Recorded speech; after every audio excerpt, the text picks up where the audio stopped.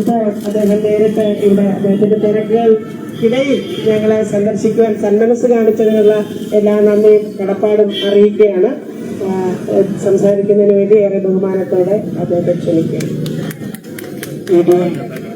പ്രിയപ്പെട്ടവരെ, നിങ്ങൾ നടത്തുന്ന ഈ സമരം കേരളത്തിന്റെ രാഷ്ട്രീയ ചരിത്രത്തിൽ വലിയൊരു അടയാളപ്പെടുത്തലാണ് നടത്തിയത്. ഇന്നലെ നിങ്ങൾ നടത്തിയ സമാധാനപരമായ പോരാട്ടം, ആ പോരാട്ടത്തെ പോലും ഭരണകൂടം ഭയപ്പെടുന്നു എന്നുള്ളതാണ്. സ്ത്രീകളെ പേടിച്ച് ഭരിക്കുന്ന ഒരു സർക്കാരാണ് കേരളത്തിൽ. ഞാൻ ആ സഹോദരിയുടെ ചിത്രം കണ്ട് എന്റെ കൈകാല് വാങ്ങിച്ചു.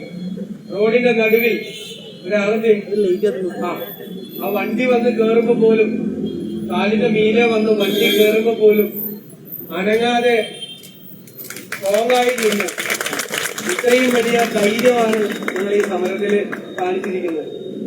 ഞാനത് സത്യത്തിൽ പേടിച്ചുപോയി. യഥാർത്ഥത്തിൽ കയ്യും കാലും പറഞ്ഞു. സത്യത്തിൽ നിങ്ങൾ അത്രയും വലിയ ധൈര്യമാണ് സമരത്തിൽ കാണിച്ചത്. ആരോടാണ് ഈ സർക്കാർ യുദ്ധം ചെയ്യുന്നത്?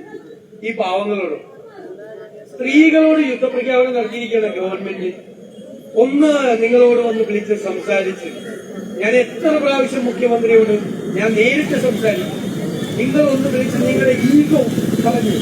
എന്തിനാണ് ഒരു മുഖ്യമന്ത്രിക്ക് ഈഗോ? എന്തിനാണ്? ആ കർണാടക മുഖ്യമന്ത്രി ചെയ്തത് കണ്ടില്ലേ? അവര് സമരം ചെയ്തപ്പോൾ 5ാമത്തെ ദിവസം അവരെ വിളിച്ച് സംസാരിച്ച് ചർച്ച ചെയ്തു.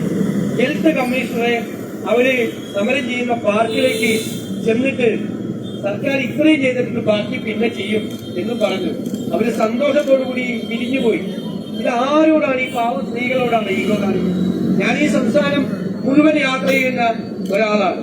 എവിടെ ചെന്നാലും ആശാവർക്കർമാർ ഓടി അടുത്തു വരികയാണ്. അവരെ കാണുമ്പോൾ നമുക്ക് സങ്കടമാണ്. എന്താ സാറേ ഞങ്ങളോട് ഇങ്ങനെ? എന്തിനാണ് ഞങ്ങളോട് ഇങ്ങനെ വിരോധം? ഇതാണോ ഈ സർക്കാരിന്റെ മുഖമുദ്ര?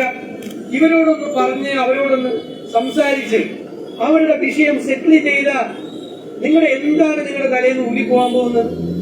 നിങ്ങൾക്ക് എന്തിന്റെ അഹങ്കാരമാണ്? അധികാരത്തിന്റെ അഹങ്കാരം നിങ്ങൾക്ക് തലയ്ക്ക് പിടിച്ചതുകൊണ്ടല്ലേ? അധികാരം മറക്കരുത്. അധികാരം ജനങ്ങൾ തന്നാണ്. ജനങ്ങൾ തന്ന അധികാരമാണ്. ആരും അധികാരം കൊണ്ട് മറ്റുള്ളവരെ ഉപദ്രവിക്കാനല്ല, സഹായിക്കാനും നോക്കണം. ഈ പാവങ്ങളുടെ മൈക്കൊടുത്തുകൊണ്ടൊരു പോലീസുകാരുടെ ഓട്ടം കണ്ടിട്ട് ഇന്നലെ ഈ വർഷത്തെ ഏറ്റവും ബസ് തമാശ അറിയാം. നിങ്ങളിങ്ങനെ പോലീസുകാരെ ജോക്കർമാരാക്കല്ലേ ഈ ഗവൺമെന്റ്?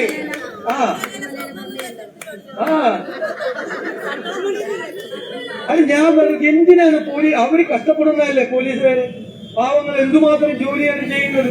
ഇന്നലെ തന്നെ ഇവിടെ എന്തുമാത്രം ജോലിയാണ്. പ്രസിഡന്റ് വന്നു, ഒരുപാട് കാര്യങ്ങൾ ചെയ്യുന്നതിന് മുമ്പ് മോളിൽ നിന്ന് പറയുന്ന ഈ പാവങ്ങളുടെ മൈക്കെടുത്തുകൊണ്ട് ഓടാൻ പോലീസുകാരോട് പറയുന്ന ആ ഓട്ടം കണ്ട് എന്തിനാ പോലീസിനെ കൂടി നിങ്ങളിങ്ങനെ അവമാനിക്കുന്നത്? അവര് ജോലി ചെയ്യുന്നവരല്ലേ, രാത്രിയും പകലില്ലാതെ. അവര് കൂടി മോശക്കാരായി. ഈ സർക്കാരിന്റെ 1ാം നമ്പർ ശത്രു നിങ്ങളാണ്, ആശാവർക്കർമാർ, സ്ത്രീകളാണ്. എന്തൊരു ദേഷ്യമാണ്, എന്തൊരു വിദ്വേഷമാണ്. നിങ്ങളുടെ സമരത്തെ കുറിച്ച് പറയുമ്പോൾ എന്തൊരു പരിഹാസമാണ്. ഞാൻ ഇതുപോലെ മുഖ്യമന്ത്രിയോട് ഒന്നിലധികം പ്രാവശ്യം സംസാരിച്ചപ്പോൾ ഒരു വിഷയമില്ല. പല പ്രാവശ്യം ഞാൻ പറഞ്ഞു, എങ്ങനെയെങ്കിലും CM അത് മുൻകൈ എടുത്തത് തീർക്കണം, ഇതിങ്ങനെ നീട്ടിക്കൊണ്ടു പോകരുത്. നമുക്ക് എല്ലാവർക്കും നാണക്കേടാണ് അവർ ഈ സെക്രട്ടേറിയറ്റിന്റെ മുമ്പിൽ ഇരിക്കുന്നത്.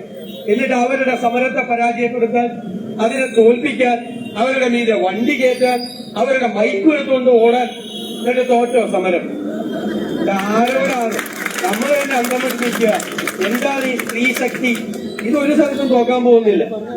ഞാൻ നിങ്ങളോട് പറയുന്നു, നിങ്ങൾ പേടിക്കൊന്നും വേണ്ട. സമയമായി, ഇത് തീരാ സമയമായി. ഞാൻ ഒരേ വാക്ക് നേരത്തെ പറഞ്ഞത് വീണ്ടും ആവർത്തിക്കുന്നു.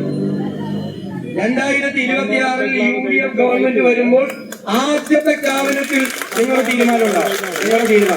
ആദ്യത്തെ ക്യാബിനറ്റ്. അത് കഴിഞ്ഞിട്ട് കേരളത്തിൽ ഏത് അഡ്മിനിസ്ട്രേറ്റീവ് ഡിസിഷൻ, ഏത് ഭരണപരമായ നടപടികളുണ്ടാവുള്ളൂ. ആദ്യത്തെ ക്യാബിനറ്റ് അത് തീരുമാനം. എനിക്കറിയാം നിങ്ങൾ തോക്കൂല. നിങ്ങളെ തോൽപ്പിക്കാൻ ശ്രമിക്കുന്നവരെ തോക്കുള്ളൂ. നിങ്ങളെ തോൽപ്പിക്കാൻ കഴിയില്ല. ഞാൻ ഈ പോരാട്ട വീര്യത്തിന് മുമ്പിൽ ഒരു സല്യൂട്ട് ചെയ്യുന്നു നിങ്ങളെ. ഞങ്ങൾക്ക് ഒരു ആവേശമാണ് നിങ്ങൾ തന്നത്. സമരം ചെയ്യാനുള്ള ആവേശം ഞങ്ങൾക്ക് കൂടി പകർന്നു തന്നിട്ടുള്ളവരാണ് നിങ്ങൾ. ഇനി വിനയപൂർവ്വം പറഞ്ഞുകൊണ്ട് ഒരിക്കൽ കൂടി നിങ്ങൾ അഭിവാദ്യം ചെയ്തുകൊണ്ട് ഞാൻ എന്റെ വാക്കുകൾ ചുരുക്കും. വളരെ നന്ദി സാർ. സാറിന്റെ ഐക്യദാർഢ്യം